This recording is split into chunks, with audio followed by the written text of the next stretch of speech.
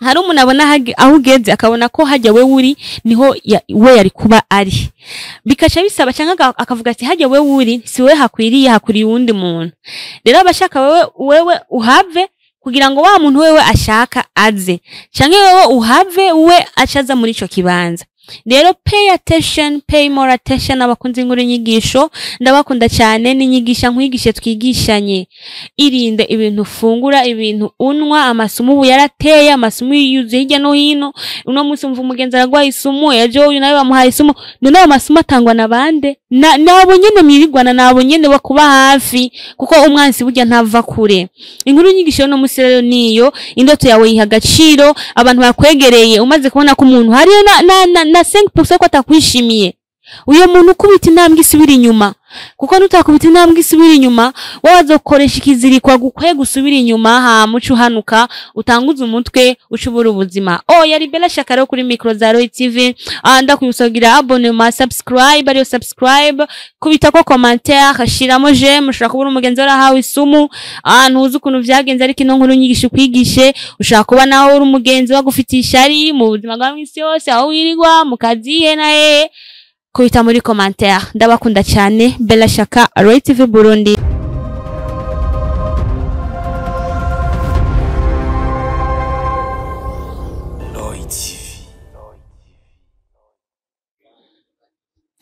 Shalom abakunzi ba Roy TV, muri ko murakurikirana imbonesha kure yanyu, akaba ari ni yacu ariyo Roy TV Burundi. Ni Bella Shaka kuri micro za Roy TV. Uno munsi ni munsi special aho naguteguriye inkuru nyigisho. Inkuru nyigisho kubgawe kubganje, nyigisha ndakwigishe twigishanye. Reka maze shimire abantu mwese mwandika commentaire, shimire abantu mugira j'aime, abantu mugira subscribe. Turabona neza yuko ari abantu mudukurikirana 100%, nimwe wa bosi wacu, nta mpamvu rimwe yotuma tutabatasha. Reka rero ntashe kwanza uwa Maria Innocent muganga ati ubaho cyane, reka ntashe Nahimana Diane, reka ntashe Christa Mariela Gahimbare, reka nongere kandi ntashe Cyprien Hisinziriye, ntibagiwe na Majambere Mathieu, nongere kandi ntashe Edi Ibutara uwa Maria ngaho i Kigali, nongere kandi ntashe Leonce muri Italy, ntibagiwe na Erika muri Canada, ati turi kumwe cyane. Eveline Ntunzwe n'Imana, nawe ndagutasha, niyubahwe Joella ndagutasha cyane, ntibagiwe na Julia, Gloria, Sumaya, abavandimwe ndabatasha cyane, turi kumwe. Abubakar Manisha, Abdul Ngabire, Darcy ndabatasha gose, muri abantu banje bo hafi. Eloge Ndayikeza, Raymond Neighbor ndagutasha na wewe.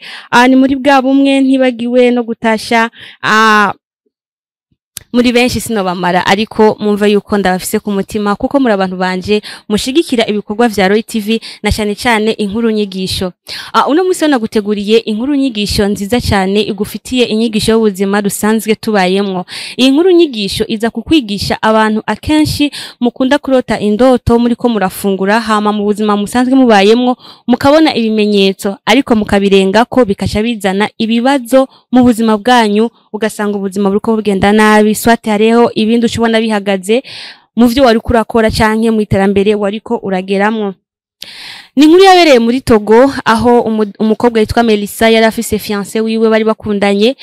Murabizi yuko murashobora gukundana ariko abavyeyi ugasanga uruhande rumwe ntibavyemeye, ahandi bakavyemera. Rero Melissa yateguwe na fiancé we yuko umuhungu yogenda kumwerekana iwabo. Melissa arabaza fiancé we ati mbega urabona yuko baza kunyemera iwanyu?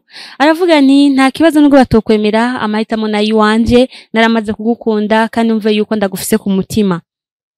Aramutwara muhiri wabo, mama kimubona aramubwira ati ntigikunda yuko twari uyo mukobwa, kubera yuko twakurondera undi mukobwa muzobana nawe, tuzi famille tuzi kandi twizeye yuko mushaka kubana ubuzima bukagenda neza.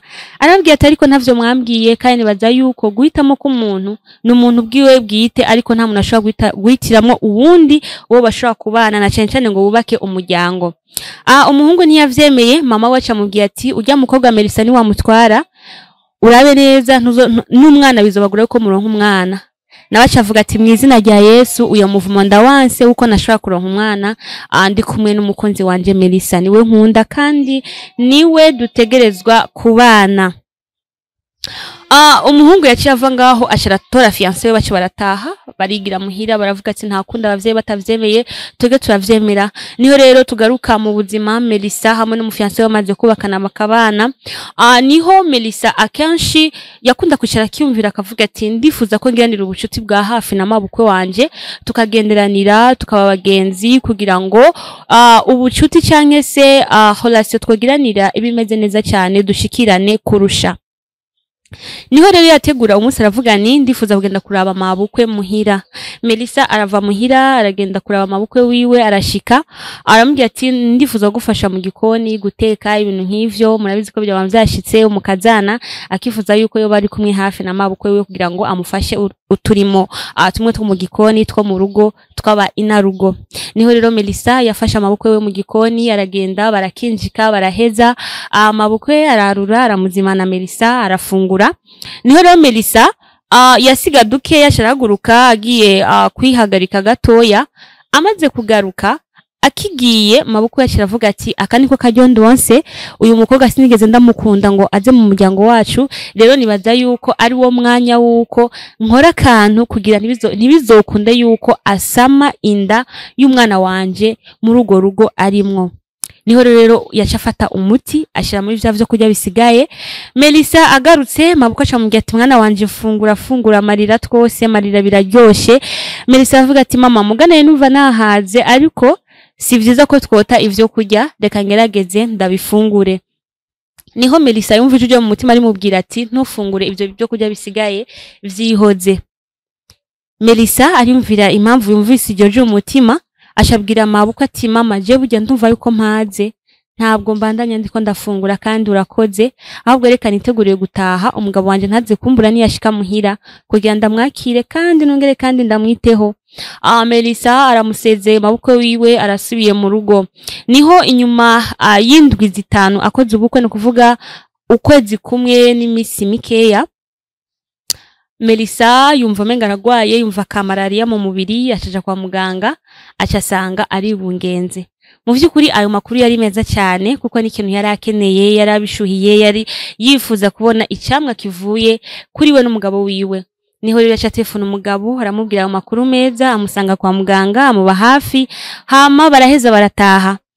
Umuhungu acabwira umugore yuko umugabo wa Melissa abwira Melissa yuko botanga ayo makuru meza bakayashikiriza muhira no kuvuga bakabwira abavyeyi b'umuhungu yuko bibungenze. Umukobwa umudamu Melissa acabwira umugabo wiwe ati nibaza yuko bakirikare reka tubanze duhore simbwira umuryango wanje nawe ntubwira umuryango wawe gushikaho tuzoronka umwana tubone kubamenyesha bose muri rusange canke inda imaze kuboneka abantu bose bakabibona tubone rero kubaha ayo makuru ariko muri no mwanya tubanze duhore ayo makuru tuyibikire. Niho rero umuhungu yavuga ati okay ariko ntabwo yabikurikije aca telefone papa baramubwiye ati burya twebwe turibungeza bize hari gihe umunezero uba mwinshi ugasanga birase kubika ibanga ugasanga washikirije ishumviro. Acharabwira papa wiwe ati burya turibungenze turindiriye ikibondo je n'umudamu wanje. Papa kivyumva acabikubita umugore wiwe ati abana bacu baribungenze biteze ikibondo. Mu vyukuri hari umuntu agwereza amakuru ukumva ko aya makuru ari meza akagutungura canke se ukabona ko ari surprise ariko nziza. Nigihe umuntu agwa amakuru ikaciba nka surprise mbi urazi ko reaction ntago ziba zisa umuntu akubwiye ikintu ico kintu kacakira neza canke wacakiye nabi ntago bisa. Turabona yuko mabukwe ya Melissa yavyakiriye nabi kuko ntabwo yari yifuza ko Melissa yovyarira mu rugo. Asharavuga ati okay ntibishoboka ati ko iki bidashoboka kubera ko utanezererewe abana. Aravuga to yana na kimwe gusa ribaza yuko yihuse gutwara inda yari kwanza kureka ibintu nk'ivyo. Niho rero mabukwe ya Melissa yategura umunsi avuga ati negerezwa kuja kwa Melissa kumuraba hama nkagira ndamutwara ivyo kujya kunda nkakora nakantu kugira ngo byanka vyakunda igenda ivemwo kandi ntibizoswe kandi gukunda yuko yongera kandi gutwara inda ngo avyarane n'umwana wanje ahubwo baze bavane burundu hama umwe wese amenye ubuzima bwiwe bihagarare kuko urumva yuko mabukwe wiwe ntago yigeze yishimira yuko iyo mukazana aba mu rugo. Niho rero Melissa yararyamye mu ijoro acarota indoto abona mabukwe we ariko aramuha ivyo kurya akabifungura. Imisi yose kurota indoto ukabona umuntu aragwaye ivyo kurya kandi umuntu uzi ivyo kurya ukabona uri kurajya mu ndoto birafise ico bisigura. Hamuka cibona burakeye wa muntu nyene akuzaniye vyo kurya nyene wabona kandi abizanye ngo bifungure haba hari ikintu. Niho rero mabukwe ya Melissa yashika kwa Melissa mu rugo aravuga ati mwana numvise yuko mwibungenze ndabona ati akazi kari mu kukwica reka ndakugemurire ufungure hama ndagufashe n'akazi. Mabukwe yajazanye ivyo kurya aramuhaye Melissa avuga ati ni sawa ni mabukwe abwaje kunyitaho Imana ishimwe ko imigenderanire yanje na mabukwe imeze neza. Murabizi ko umukazana vraiment hamwe na inabukwe iyo bameraniye neza biba biryoshe nta muntu umwe atovyifuza. Niho rero Melissa ivyo kurya arabifungura n'umutima mwiza arahaga. Niho inyuma y'iminota 40 atangura kumva nabi atangura kumva munda ababara cyane. Hambye ati mama sinumva ibintu niko bimbako numva ndiko ndabara munda. Aramubwira ati ryama ahubwo uruhuke nibaza ko ari bisanzwe peut-être ko woba warushe umaze imisi ukora akazi ukaruha. Niho rero vyanka birakomera Melissa telefone umugabo arambwira ati je numva naremvye bamutwaye kwa muganga. Melissa ho nyene abakoze force couche no kuvuga iryambanye yari yibungenze iravuyemo. No kuvuga ico cyari novuga ko kuri mabukwe wiwe nico yari akeneye ko kiba. No kuvuga ko yarabinezererewe yuko Melissa yatakaje ikibondo ariwe muzukuru wiwe kuko ntiyari yifuza yuko Melissa yovyarira mu rugo.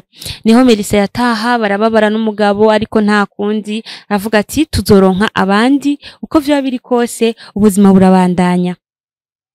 Niho rero Melissa acayibuka ya ndoto yarota abona mabukwe ariko aramuha ivyo kurya hama kacabona arabizanye arabimuhaye arabifunguye acagira force couche. Niho rero Melissa inyuma y'amezi 3 ivyo bibaye asuka kandi gusanga yarasamye imbanye ari bungenze. Mabukwe we acaragaruka kwa kundi nyene azanye vyo kurya nyene kugira ngo yongere kandi amuteze force couche no kuvuga ko yari yarahiye yuko atifuza ko Melissa yovyarira mu rugo. Arazanye ivyo vyo kurya arambwira ati mwana wanje sinkeneye kuruha ngo uswe kandi ugira ikibazo peut-être ya force couche kandi subiribe akiri ivyo kurya ufungure hama uce uruhuka. Melissa arafunguye mabukwe ashambwira ati kandi rero jewe ndagiye urya sinteba nenda kuzaniye two kurya ukunda. Umugabo wa Melissa amaze gutaha arambwira ati ndabona mama yakuzaniye vyo kurya ukunda aravuga ati ego cyane. Ariko rero atangura kandi kwimva nabi kujya nyene aramubwira ati jewe ntanguye kumva mbabara nka kujya nayo niyumva igihe nagira force couche. Ashambwira ati burya ico kintu kirashobora kuba kidasanzwe.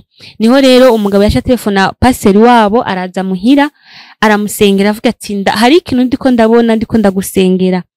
Hariho umuntu akunda kukuzana ivyo kurya ugafungura imisi yose iyo uronsa makuru yuko wibungenze uyo muntu abimenye aca kuzana ivyo kurya ukabifungura kandi nyuma yo kubifungura ucugira force couche. Ikindi uyo muntu nyene uhora umubona mu ndoto hari indoto ukunda kurota ubona bariko baguha ivyo gufungura. Melissa asubiza ubwenge nyuma acabona yuko ari mabukwe. Acambwira ati gwero no musi rero irinde ibintu uza urafungura mu gihe wibungenze. Bisigura iki rero imisi yose ubona hariho umuntu yo atakwishimiye mu buzima irinde gufungura ibintu vyiwe. Ntushobora kumenya namba umuntu atakwishimiye none ivyo kurya yo guha ni gute ho ivyo byo kurya wowe vyishimira mu gihe nyene kubiguha atakwishimiye. Ikigira kabiri uyo muntu nyene ni ubona mu ndoto ariko arakugaburira ivyo kurya kandi nyuma y'ivyo ucumubona mu buzima bwa réel akuzana ivyo kurya urabifunguye hama mu nyuma ucugira force couche. Bisigura iki rero indoto turota ziba zifise insiguro cyane iyo zifatanye n'ikintu ucubona aho nyene kiza kikwereka ati ikintu gisa na ya ndoto bisaba yuko uvyigako cyane ivyo ukenera gufungura ibintu ufungura ugiye gutembera abagenzi iki banza mbega uyo muntu murumvikana. Hari n'abantu basohokera mu kabare mugiye kunwa n'abagenzi ugasanga muranyweye akayoga muranyweye agafanta uhagurutse ukagenda kuyagarika ijya fanta ugarutse ico no guhanura wayisize yuguruye ntuyinwe kubera umuntu nubwo bari umugenzi ntushobora kumenya ati mbega uyu mugenzi ko abantu benshi bamabagiriwe nabi n'abagenzi ba hafi namba naho ubona ko boyinwa abo wasize bari muri kumwe ako gafanta babwire basomeko hama nawe ucu usoma kubera ntushobora kumenya abantu benshi barahura n'ibibazo ugasanga bari kubanwa amasumu kandi bahabwa amasumu n'abantu bo hafi nta muntu wakura zo guhisumu ujya muntu nyene mwirigwana ujya muntu nyene muyaga niwe muntu agaruka akagushiramwe akantu kugira ngo ntushobora kumenya ko iyo muntu mbega nta shari agufitiye mbega aranezerewe iterambere ryawe mbega ahugeze arahanezererewe hari umuntu abona aho ugeze akabona ko hajya we uri niho we yari kuba ari, bikaca bisaba cyangwa akavuga ati hajya we uri si we hakwiriye uwundi muntu. Rero abashaka wewe uhave kugira ngo wa muntu wewe ashaka aze, cyangwa wewe uhave we acaza muri ico kibanza. Rero pay more attention abakunzi inkuru nyigisho, ndabakunda cyane, n'inyigisha nkwigishe twigishanye. Irinde ibintu ufungura, ibintu unwa, amasumu ubu yarateye, amasumu yuzuye hirya no hino. Uno munsi umva umugenzi aragwaye isumu, ejo uyu nawe bamuhaye isumu. None ayo masumu atangwa na bande? Nabo nyene mwirigwana, nabo nyene bakuba hafi, kuko umwansi burya ntava kure. Inkuru nyigisho no munsi rero niyo, indoto yawe yiha agaciro, abantu bakwegereye umaze kubona ko umuntu hari na 5% ko atakwishimiye, uyo muntu kubita intambwe isubira inyuma, kuko nutakubita intambwe isubira inyuma wazokoresha ikizirikwa gukwe gusubira inyuma, ha mucu hanuka utanguza umutwe ucubura ubuzima. Yari Bella Shaka rero kuri micro za Roy TV. Ndakuyusogira abonnement, subscribe, ariyo subscribe, kubita ko commentaire, shiramo j'aime, ushaka kubura umugenzi warahawe isumu, ntuzi ukuntu vyagenze ariko ino nkuru nyigisho kwigishe, ushaka kuba naho uri umugenzi wagufitisha ari mu buzima bwa mwisi yose, aho wirigwa mu kazi he na he, kubita muri commentaire. Ndabakunda cyane. Bella Shaka, Roy TV Burundi. Ciao ciao.